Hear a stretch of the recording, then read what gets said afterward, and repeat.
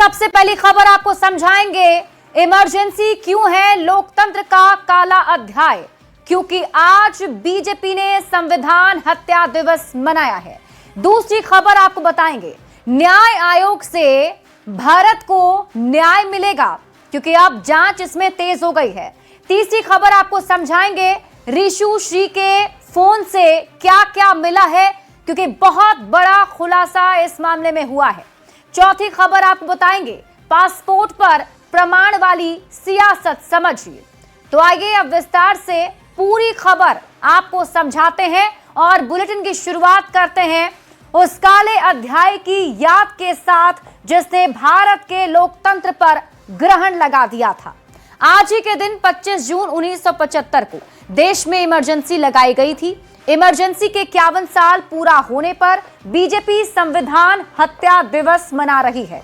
Emergency को लेकर खूब सियासत हो रही है। वहीं एनसीईआरटी ने 1975 में लागू आपातकाल को पाठ्यक्रम में शामिल कर लिया है। सबसे पहले रिपोर्ट देखिए, फिर खबर तो समझिए। 25 जून 1975 देश के इतिहास का काला अध्याय। आज के दिन ही लगी थी इमरजेंसी।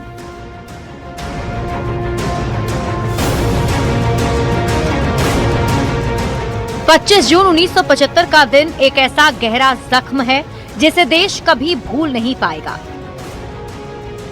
इसी दिन इंदिरा गांधी ने देश में इमरजेंसी लागू कर लोगों के अधिकारों को छीन लिया था। प्रेस पर सेंसरशिप लगा दी गई थी। विपक्षी नेताओं को सलाखों के पीछे भेज दिया गया था।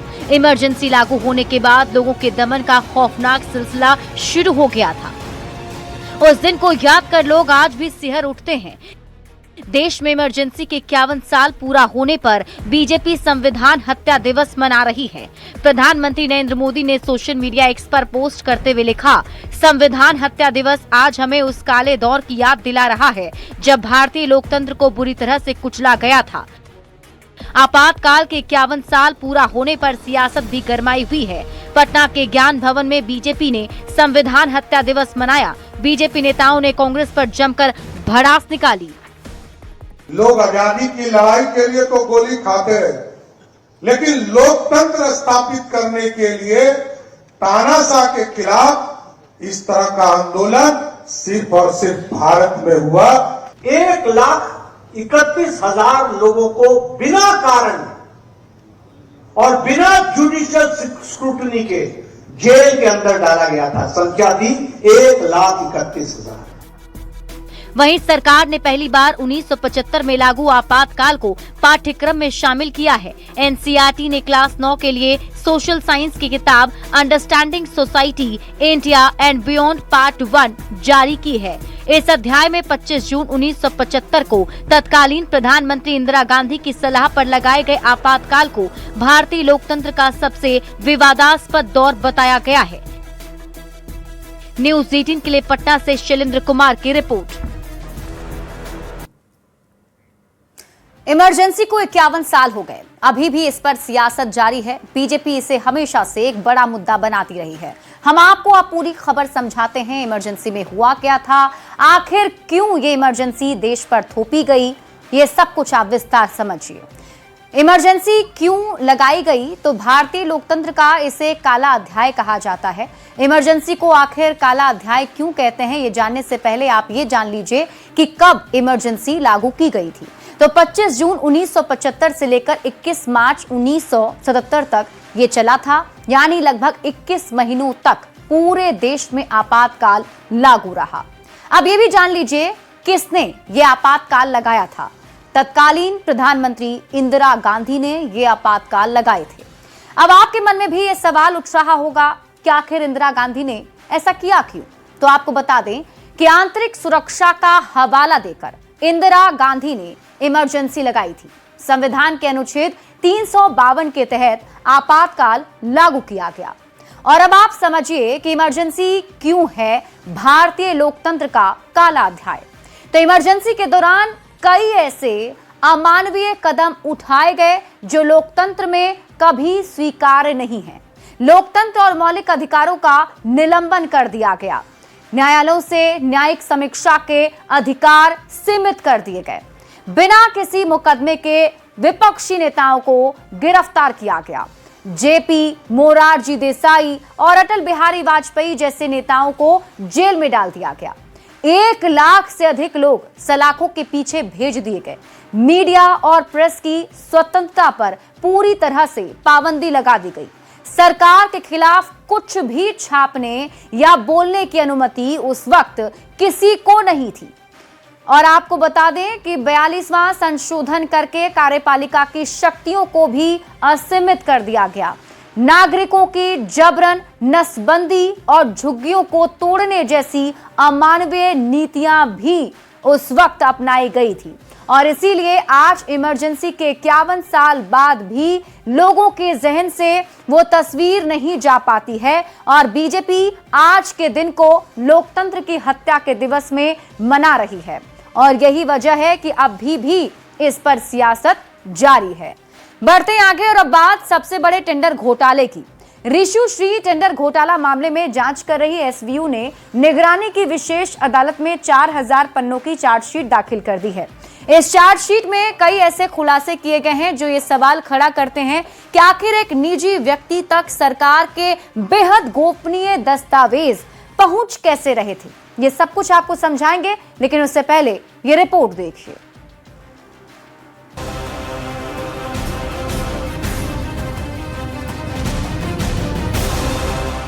टेंडर घोटाले को लेकर एक बहुत बड़ा और चौंकाने वाला खुलासा हुआ है। विशेष सतर्कता इकाई यानी एसवीयू ने निगरानी की विशेष अदालत में पूरे 4000 पन्नों की चार्जशीट दाखिल कर दी है, जिसकी पुष्टि खुद एसवीयू के एडीजी ने की है कि इस घोटाले के तार सरकार के सबसे गोपनीय गलियारों से जुड़े हुए थे। इस पूरी चार्जशीट का सबसे सनसनीखेज जो केंद्र बिंदु है वो है ऋषु श्री का मोबाइल फोन। जांच में सामने आया है कि बिहार सरकार के अलग अलग विभागों में रिश्वत देकर टेंडर हथियाने वाले इस शख्स की पहुंच सीधे कैबिनेट के सीक्रेट दस्तावेजों तक थी। ऋषु श्री के मोबाइल से ऐसे संवेदनशील और गोपनीय सरकारी दस्तावेज बरामद हुए हैं। एसवीयू के मुताबिक ऋषु श्री का सरकारी सिस्टम में बैठे रसूखदारों और अफसरों के साथ तगड़ा नेक्सस था। वो मोटी रिश्वत के दम पर फैसले होने और मंत्रियों और अफसरों के हस्ताक्षर होने से पहले ही कैबिनेट नोट और टेंडर की नोट शीट अपने मोबाइल पर मंगवा लेता था। इसी एडवांस इंफॉर्मेशन के बूते वो करोड़ों अरबों के टेंडर को आसानी से मैनेज कर रहा था। अब जब करीब 4000 पन्नों का ये पूरा कच्चा चिट्ठा अदालत के सामने है, तो आने वाले दिनों में बिहार प्रशासनिक अमले में कई बड़े चेहरों पर गाज गिरनी तय मानी जा रही है। देखना यह है कि अभी और कितने चेहरे सामने आते हैं। न्यूज़ 18 के लिए पटना से अमित कुमार के साथ ब्यूरो रिपोर्ट।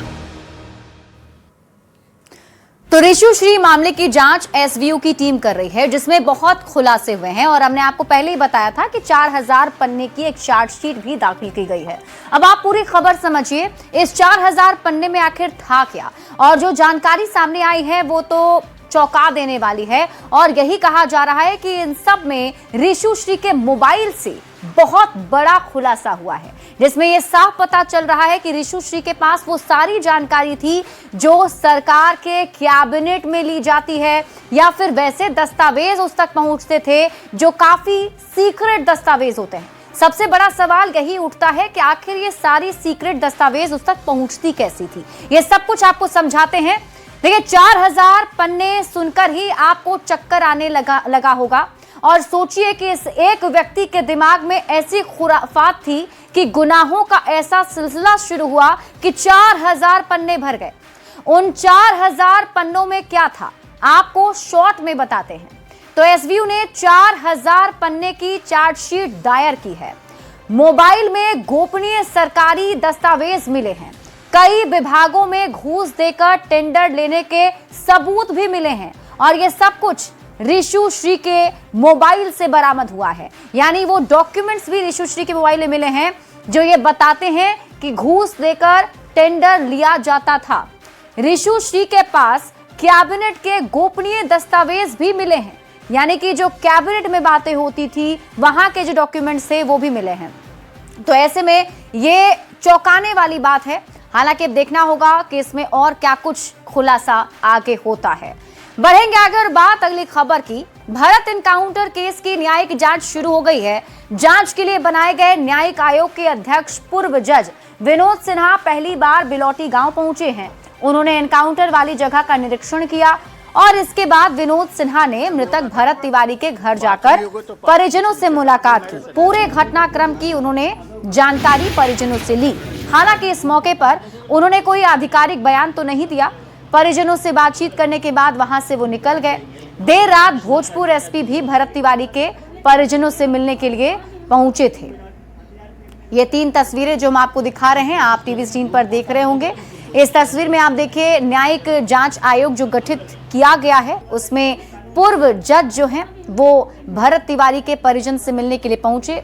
पूरी बातचीत हुई जिसमें परिजनों ने बताया कि आखिर उस दिन हुआ क्या था। यानी 17 जून को जब भरत तिवारी का पुलिस के साथ बातचीत होती है और जो एनकाउंटर हुआ है उस दिन पूरा जो घटनाक्रम रहा वो सारी जानकारी उन्होंने दी। मीडिया ने बातचीत करने की कोशिश की लेकिन पूर्व जज ने कोई आधिकारिक बयान इस दरमियान नहीं दिया। उनके जाने के बाद रात में भोजपुर के एसपी भी भरत तिवारी के घर पहुंचे और बातचीत उन्होंने की और ये पूरा भरोसा दिलाया गया कि जो न्यायिक जांच हो रही है उसमें सब कुछ देखा जाएगा और न्याय का भरोसा एक बार फिर से परिजनों को दिलाया गया है। लेकिन परिजनों की सिर्फ एक ही मांग है कि जल्द से जल्द कार्रवाई हो और जो भी दोषी पुलिसकर्मी हैं उन्हें फांसी की सजा हो, क्योंकि भरत तिवारी के परिजनों में काफी ज्यादा आक्रोश है और उनकी मांग बस यही है कि न्याय जल्द से जल्द किया जाए। हालांकि जो न्यायिक जांच अभी चल रही है उससे ये जरूर पता चल रहा है कि इस पूरे मामले को लेकर के आयोग काफी गंभीर है और यही वजह है कि आज पूर्व जज विनोद सिन्हा जो हैं वो उस स्पॉट पर भी पहुंचे जहां भरत तिवारी का एनकाउंटर हुआ था। बढ़ेंगे आगे और अब बात कर लेते हैं प्रमाण पत्र पर मचे घमासान की। भारतीय विदेश मंत्रालय ने बयान दिया है कि पासपोर्ट महज एक ट्रैवल डॉक्यूमेंट है, नागरिकता का प्रमाण नहीं।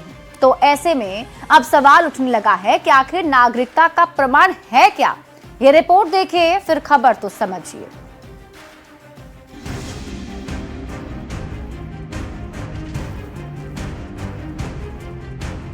पासपोर्ट को लेकर एक ऐसी खबर आई है जिस पर नया घमासान छिड़ गया है। विदेश मंत्रालय ने साफ साफ कहा है कि भारतीय पासपोर्ट नागरिकता का प्रमाण पत्र नहीं है बल्कि एक यात्रा दस्तावेज है। A passport is not merely a booklet of pages. It is of national identity.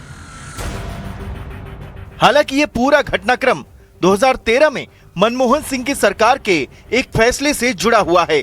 तब मनमोहन सरकार ने बॉम्बे हाई कोर्ट में एक हलफनामा देकर कहा था कि पासपोर्ट केवल एक यात्रा दस्तावेज यानी ट्रैवल डॉक्यूमेंट है, यह नागरिकता का अंतिम प्रमाण नहीं है। इसके बावजूद विपक्ष हुक्का पानी लेकर मोदी सरकार पर हमले में जुट गया है। अद्भुत लॉजिक है। पासपोर्ट तो भारत के नागरिकों को ही मिलता है। चीन के नागरिकों को भारत का पासपोर्ट मिलता है क्या? श्रीलंका के नागरिकों को क्या भारत का पासपोर्ट मिलता है क्या? जिस राह पर देश जा रहा है, अब ऐसा लगता है कि आने वाले दिनों में बीजेपी का मेंबरशिप का कार्ड सिटीजनशिप का हो जाएगा। सबसे बड़ा सवाल है कि जो हलफनामा मनमोहन सिंह सरकार के दौर में बॉम्बे हाई कोर्ट में दिया गया था, उसे लेकर मोदी सरकार पर सियासी आक्रमण क्यों किया जा रहा है? और सवाल ये भी कि आखिर भारतीय नागरिक होने का असली प्रमाण क्या है? अब आपको पूरी खबर समझाते हैं क्योंकि इस खबर के सामने आने के बाद कई सारे सवाल उठ रहे हैं और ये पूछा जा रहा है कि आखिर भारतीय नागरिकता का प्रमाण है क्या। तो आप पूरी खबर समझिए। पासपोर्ट नागरिकता का प्रमाण अब नहीं है। अब पासपोर्ट नागरिकता का प्रमाण है या नहीं, ये तो क्यों कि कानून इस पर क्या कहता है, सब समझने से पहले आप पूरा मामला पहले समझ लीजिए कि आखिर हुआ क्या है। विदेश मंत्रालय यानी MEA के बयान पर विपक्ष का हंगामा देखने को मिला। भारतीय पासपोर्ट अंतर्राष्ट्रीय यात्रा का एक दस्तावेज है, ये विदेश मंत्रालय की तरफ से कहा गया। पासपोर्ट नागरिकता का अंतिम या निर्णायक प्रमाण नहीं है, विदेश मंत्रालय ने यह बयान दिया। अब इस पर विपक्ष ये सवाल कर रहा है कि पासपोर्ट, आधार कार्ड और वोटर ID नागरिकता का सबूत नहीं है, तो फिर असली सबूत है क्या?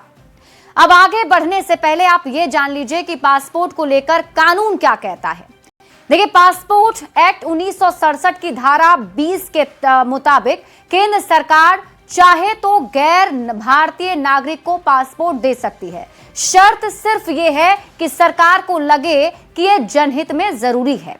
अब आप खबर तो समझिए, कानून ये खुद मानता है कि पासपोर्ट और नागरिकता दो अलग अलग चीजें हैं। आमतौर पर भारतीय पासपोर्ट भारतीय नागरिकों को ही मिलता है। पासपोर्ट एक्ट 1967 की धारा 20 के तहत इसमें छूट का प्रावधान है। साल 2013 में बॉम्बे हाई कोर्ट ने भी ऐसा ही फैसला सुनाया था। बॉम्बे हाई कोर्ट ने कहा था कि पासपोर्ट को नागरिकता का अंतिम सबूत नहीं माना जा सकता।